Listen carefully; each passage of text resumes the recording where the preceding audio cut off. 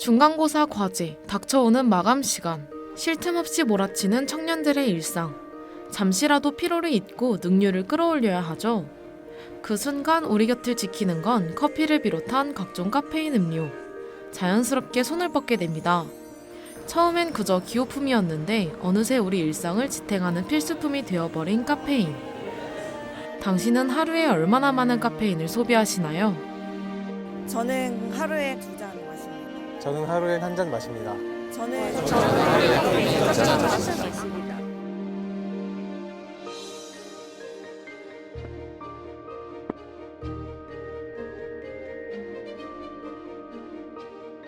저희가 만난 청년들 대부분은 하루에 기본적으로 카페인 한두 잔 이상을 마시는 것이 일상입니다. 이유는 명확합니다. 잠을 깨고 집중력을 끌어올리기 위해. 특히 마감이 몰리거나 시험 기간이 다가오면 카페인 한 잔이 두 잔이 되고 어느새 하루의 대부분을 카페인에 의지하게 되죠. 전체 메뉴에서 커피 판매율은 70% 정도 되는 것 같습니다. 12시 반에서 2시 반까지 학생들이 가장 많이 오는 것 같습니다. 성인의 카페인 하루 권장량은 400mg. 아이스 아메리카노 4잔 정도면 권고량을 초과합니다. 하루에 4잔이라 하니 엄청 많아 보이지 않나요? 그래도 아침에 한 잔, 점심에 한 잔, 저녁 먹고 한 잔, 이렇듯 조금씩 마시다 보면 어느새 4잔을 넘기는 경우가 많습니다. 커피 외에도 콜라, 초콜릿, 일부 약에도 카페인이 숨어있기에 자기도 모르는 새 권고량을 초과하는 경우가 있죠. 사실 전문가들이 말하는 카페인의 문제점은 중독성에 있습니다. 카페인을 안 먹는 사람은 카페인을 찾지 않습니다. 마시던 사람만 계속 찾게 되죠. 흔히 카페인 중에서도 커피가 대표적인 예입니다. 한 번의 각성 경험이 우리를 계속 이끌게 됩니다. 커피를 마셨기에 오늘 하루를 버텼고 내일 하루도 버티기 위해 커피를 마시게 되는 것이죠. 그렇게 반복되는 카페인 섭취는 결국 밤잠을 설치게 합니다. 카페인의 과학적 원리는 이렇습니다. 카페인은 졸음을 유발하는 신경 전달 물질인 아데노신과 유사한 구조를 가지고 있어 뇌에서 아데노신 수용체에 경쟁적으로 결합합니다. 이로 인해 아데노신이 제 기능을 하지 못하게 되죠. 결과적으로 뇌는 지금 피곤하다는 신호를 제대로 인식하지 못하고 각성 상태를 유지하게 됩니다.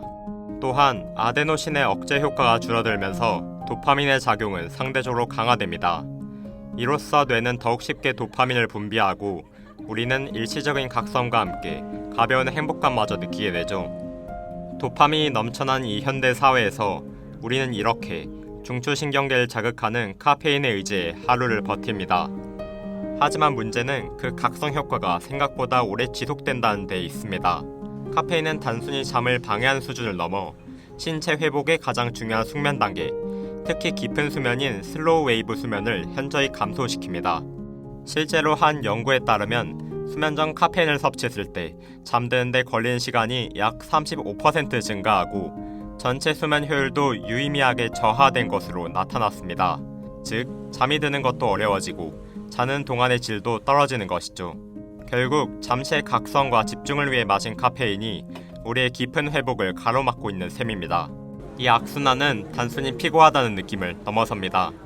장기적으로는 심장의 불규칙한 두근거림, 만성적인 불안 증세, 그리고 지속적인 두통으로 이어지는 신경계의 의존성을 키우게 되죠. 의학 전문가들은 기억력과 학습 능력을 최적화하는 가장 효과적인 방법으로 양질의 숙면을 강조합니다. 하지만 우리가 단기적인 집중과 효율을 위해 선택한 커피는 결국 장기적인 학습과 기억 정착을 방해하는 역설을 만들어냅니다. 이미 카페인에 의존한 상태, 즉 중독 단계에 접어들었다면 커피를 끊었을 때 혈관이 반동적으로 확장되면서 심한 금단선 두통이 찾아옵니다. 그리고 그 두통을 없애기 위해 우린 다시 카페인을 찾게 되죠. 결국 이 반복은 만성 두통의 원인이 되고 맙니다. 우리는 효율을 추구하기 위해 카페인을 선택했지만 그 선택이 오히려 수면을 망치고 불안을 키우며 집중력을 갉아먹고 신경계를 고갈시키는 부작용으로 돌아오고 있는 것입니다.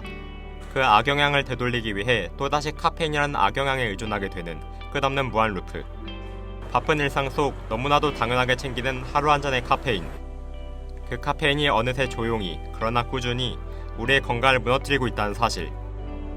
바로 이것이 우리가 지금 카페인 중독에 대해 주목해야 하는 이유입니다. 이제 처음으로 돌아가 볼까요? 우리는 왜 커피를 마시기 시작했을까요? 작년까지는 그래서 제가 좀 과제나 그런 게 많아가지고 그때 이제 시험 기간 때 이제 많이 이제 가기도 했었는데요. 요즘은 평소에 그냥 많이 먹다 보니까 네, 항상 좀 요즘 임용고시를 준비를 하고 있는데요. 그것 때문에 이제 먹지 않고 하면은 뭐좀 다른 사람에 비해서 좀 뒤처지는 그런 느낌도 들고 그러다 보니까 좀 어쩔 수 없이 먹게 되는 부분이 있는 것 같습니다. 경쟁에서 이기기 위해, 살아남기 위해 우리는 집중력을 깨우려 합니다. 하지만 그 수단이 오히려 기억의 통합을 방해하죠. 이는 현재의 성과를 위해 미래를 담보로 잡는 행위와도 같습니다. 이 악순환의 근본적인 원인은 성과를 중시하는 사회적 분위기와 쉬면 뒤처진다는 인식에 있습니다. 이러한 중독성의 고리를 끊고 지속 가능한 성과를 추구하는 방법으로 웰니스에 주목할 수 있습니다.